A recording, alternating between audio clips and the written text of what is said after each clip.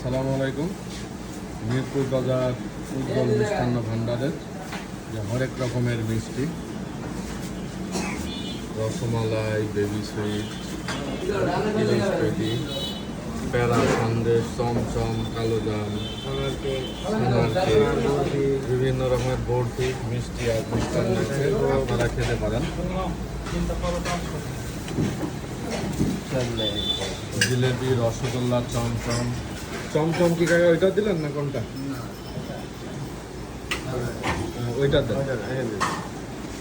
চমচম কিনে নে, ভালো দাম থাক আর ওখানে দিবি। কাকা কেমন আছেন? হ্যাঁ, ভালো। আপনার নাম? আর রবীন্দ্রনাথ পণ্ডিত।